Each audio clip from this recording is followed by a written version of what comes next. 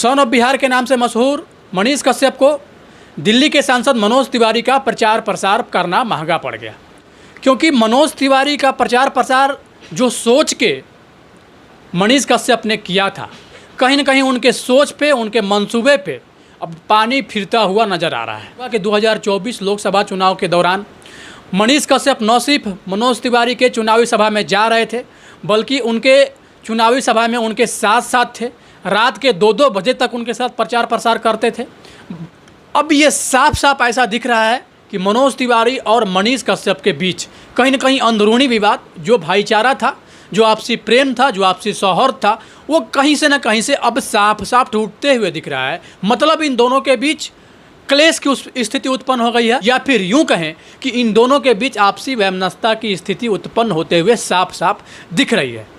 ऐसा मैं इसलिए बोल रहा हूं क्योंकि आपने देखा होगा कि बेतिया से चुनाव लड़ने का घोषणा किया था कि मैं, अगर मुझे टिकट नहीं मिलता है तो निर्दलीय ही मैं लड़ूंगा, लेकिन मैं बेतिया से चुनाव लड़ूंगा। न सिर्फ ये बात वो बोल रहे थे, बल्कि जो भी संसदीय क्षेत्र था, उस संसदीय क्षेत्र में जाके अपनी बातों को बड़े ही प्रमुखता से रख रहे थे और अपना प्रचार प्रसार भी कर रहे थे। जैसे ही बीजेपी को कानो कान इस बात की खबर मिली, बीजेपी ने अपने गुप्तचर मतलब मनोज तिवारी को वहाँ से भेज दिया, और न सिर्फ भेज दिया बल्कि ये कह के भेजा कि मनीषबा तो अब चुनाव लड़ेगा, अब इसको कहीं न कहीं रोकने का काम कीजिए, और अगर मनीष कश्यप चुनाव लड़ने से अगर मना नहीं करता है, या फिर मनीष कश्यप अगर चुनाव लड़ता ही है, तो वैसे कंडीशन में मनीष कश्यप चुनाव जीते या न जीते, बीजेपी के कैंडिडेट को जीतने नहीं देगा। इस बात की चिंता कहीं न कहीं बीजेपी के शीर्ष के नेताओं के माइंड में साफ साफ जाके बैठ गई, और इसके बाद बीजेपी के शीर्ष नेतृत्व ने इस काम के लिए मनोज तिवारी को अपना सबसे सही गुप्तचर चुना और मनोज तिवारी को बेतिया भेजा। मनोज तिवारी न सिर्फ बेतिया जाते हैं, बल्कि मनीष कश्यप के माँ से मिलते भी हैं, और इसके बाद कहते हैं कि मनीष सुनतनी चुनाव लड़ता, अगर मनीष चुनाव लड़ता तो मनीष के चुनाव लड़े मत द, काहे कि बीजेपी में अइला से मनीष कश्यप के बहुत फायदा हुई। हम चाहता नहीं कि मनीष कश्यप के एंट्री बीजेपी में हो जाओ, क्योंकि उस समय सिस्टम के मार से मनीष कश्यप और मनीष कश्यप का परिवार कहीं न कहीं प्रभावित था। काफ़ी दिन जेल में रहने के बाद मनीष कश्यप की वापसी हुई थी, तो कहीं न कहीं उस सदमे से उनका परिवार नहीं निकल पाया था। इस बात को लेकर थोड़ा सा चिंता का एक विषय बनता हुआ साफ साफ उनके परिवार में दिख रहा था। लेकिन इसी बीच जब मनोज तिवारी ये बात कहते हैं, तो कहीं न कहीं मनीष कश्यप के माँ को लगता है कि हो सकता है कि अगर बीजेपी की सदस्यता अगर मनीष कश्यप ले लेता है, तो आने वाला इसका राजनीतिक भविष्य उज्जवल हो जाएगा, क्योंकि बीजेपी का अपना कोर वोटर होता है, और बीजेपी के टिकट पे अगर मनीष कश्यप इन फ्यूचर भी आता है, चाहे वो विधानसभा का चुनाव हो, चाहे लोकसभा का चुनाव हो, तो कहीं न कहीं मनीष कश्यप के फेवर में चीज़ें चली जाएगी। तो इस बात से मनीष कश्यप की माँ ने और न सिर्फ हामी भर दी, बल्कि मनीष कश्यप के साथ उनकी माँ और मनोज तिवारी, ये तीनों बेतिया से दिल्ली चले जाते हैं, और दिल्ली में इधर उधर कहीं नहीं जाते हैं, सीधा बीजेपी के हेड ऑफिस जाते हैं, और वहाँ पे जाके मनीष कश्यप को बीजेपी की सदस्यता दिलवा देते हैं। और जैसे ही इस बात की पुष्टि होती है, सोशल मीडिया में जैसे ये खबर निकल के आता है कि मनीष कश्यप ने बीजेपी की सदस्यता ले ली है, उसके बाद मनीष कश्यप के जितने भी शुभचिंतक थे, जितने भी उनके चाहने वाले लोग थे, जितने भी मनीष कश्यप से जितने भी लोग प्रभावित थे,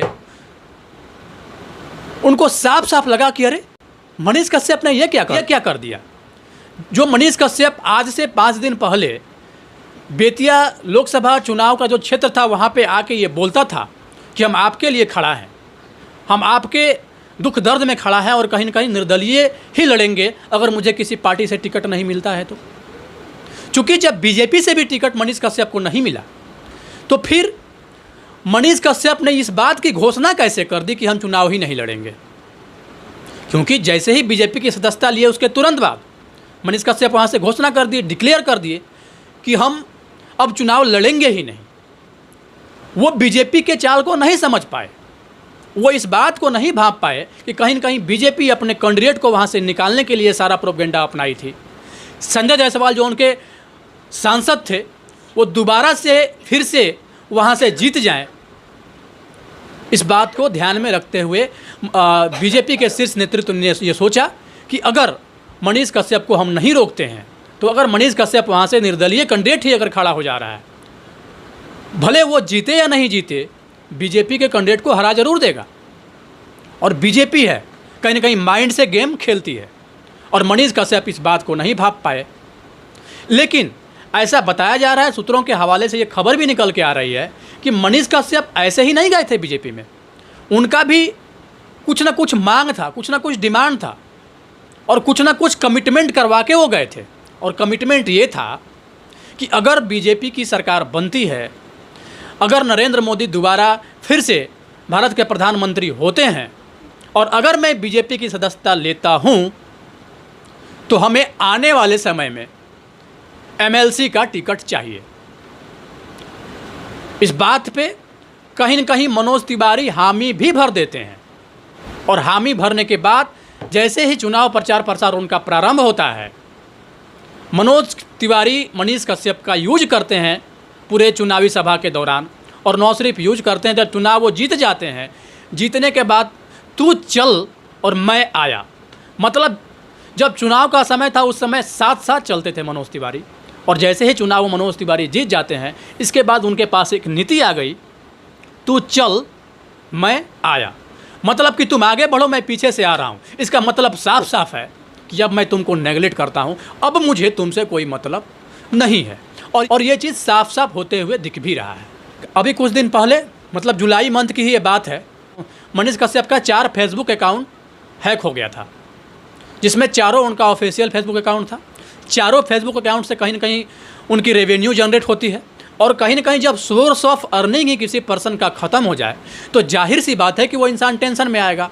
और इसी टेंशन में मनीष कश्यप भी आ चुके थे, और न सिर्फ टेंशन में आए थे, टेंशन में आने के बाद वो नज़दीकी साइबर थाने में भी गए, और जाके वहाँ पे अपना फेसबुक अकाउंट से रिलेटेड FIR भी करवाया कि मेरा फेसबुक अकाउंट हैक हो गया है। और उसके बाद काफ़ी ज़्यादा वो प्रेशर में आ गए थे। जाहिर सी बात है कि किसी का सोर्स ऑफ अर्निंग जब ख़त्म हो जाता है तो प्रेशर में आता है, टेंशन में आता है, और वो चीज़ हो गया था मनीष कश्यप के साथ। लेकिन इस बीच मनोज तिवारी का एक भी कॉल मनीष कश्यप को नहीं आया कि मनीष, अगर आपका फेसबुक अकाउंट हैक हो गया है तो मैं इसको अपने स्तर से देखता हूँ। मतलब साइबर थाने में FIR करने के बाद भी मनीष कश्यप का वो फेसबुक अकाउंट, जो कि वैसे ही पड़ा हुआ है, मतलब उसकी रिकवरी अभी तक नहीं हो पाई है, साइबर थाने में FIR करने के बाद भी। और जबकि इस बीच कई बार लाइव आए हैं मनीष कश्यप और बताए हैं ये चीज़ कि मेरा फेसबुक अकाउंट हैक हो गया है। तो मनोज तिवारी तो साफ साफ देखते होंगे ना कि मनीष कश्यप लाइव आ रहे हैं, अपनी बात को रख रहे हैं। लेकिन इस बीच एक बार भी कॉल मनोज तिवारी का मनीष कश्यप को नहीं आया कि मनीष, तुम जिस टेंशन में पड़े हो हम देखते हैं अपने स्तर से। क्योंकि अगर मनोज तिवारी दिल्ली के जो वर्तमान सांसद हैं, बीजेपी सांसद है, वो अगर चाहते तो फेसबुक अकाउंट मिनटों में रिकवर हो जाता, क्योंकि वो सेंट्रल लेवल के एक नेता हैं, एक लीडर हैं, कहीं ना कहीं दिल्ली में बैठते हैं। बीजेपी का इतना बड़ा IT सेल है, कहीं ना कहीं वो अकाउंट तुरंत रिकवर हो जाता। मनीष कश्यप जब लाइव आए थे तो उसमें साफ साफ वो कह रहे थे कि हमने जिसके लिए किया, जिसके लिए इतना कुछ किया, आज वही इंसान हमसे दूर है। तो कहीं ना कहीं डायरेक्टली कहिए या इनडायरेक्टली कहिए, प्रत्यक्ष कहिए या अप्रत्यक्ष कहिए, साफ साफ उनका टारगेट मनोज तिवारी की ओर था। तो इस बात से ये क्लियर होता है कि बीजेपी की नीति क्या थी, बीजेपी क्या चाहती थी। मनीष कश्यप जब बीजेपी का सदस्यता लिए उस समय उनको ये लग रहा था, साफ साफ इनको यही लग रहा था कि कहीं न कहीं बीजेपी इनको MLC का टिकट दे देगी, MLC का टिकट नहीं तो MP का टिकट दे देगी आने वाले समय में, या फिर विधानसभा में भेज देगी, राज्यसभा में भी भेज सकती थी। बहुत कुछ उनको लग रहा होगा उस समय, और कहीं न कहीं किसी न किसी प्रलोभन में आके उनको लगा कि अगर हम ऐसा करते हैं तो कहीं न कहीं हमारा राजनीतिक भविष्य उज्ज्वल है। और इस बात को ध्यान में रखते हुए उन्होंने बीजेपी की सदस्यता ले ली। तो कहीं ना कहीं पर्सनल स्वार्थ में तो आप फंसे मनीष जी, ये तो क्लियर है ना कि आप पर्सनल स्वार्थ में पढ़ के बीजेपी की सदस्यता लिए। और अगर आप पर्सनल स्वार्थ में नहीं थे तो आपने, जिस जनता ने आपके ऊपर भरोसा जताया था, जिस जनता ने आपसे उम्मीद किया था, जिस जनता ने अपने सर पे आपको बिठाया था, उस जनता के सर पे चढ़ के पैरों तले कुचल के आप न सिर्फ निकले बल्कि उनके उम्मीदों को भी कुचल के निकल गए, उनके भरोसा को भी कुचल के निकल गए, उनके मान सम्मान को भी आपने चंद मिनटों में मिट्टी में मिला दिया।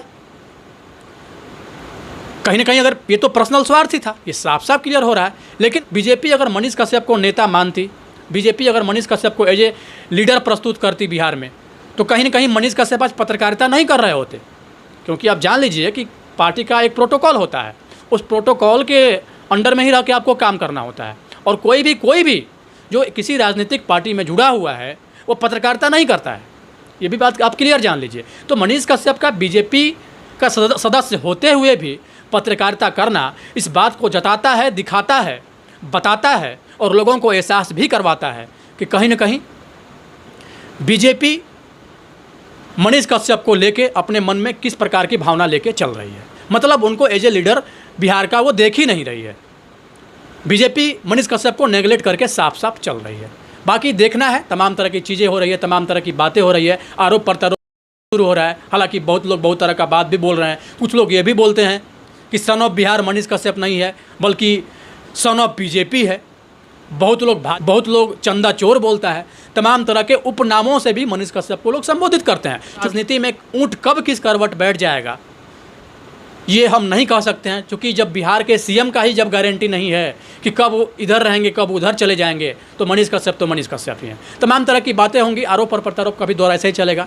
बाकी आप लोग अपनी राय कमेंट बॉक्स में ज़रूर दें और पूरी निष्पक्षता के साथ दें कि मनीष कश्यप का राजनीतिक भविष्य अब कहाँ दिख रहा है।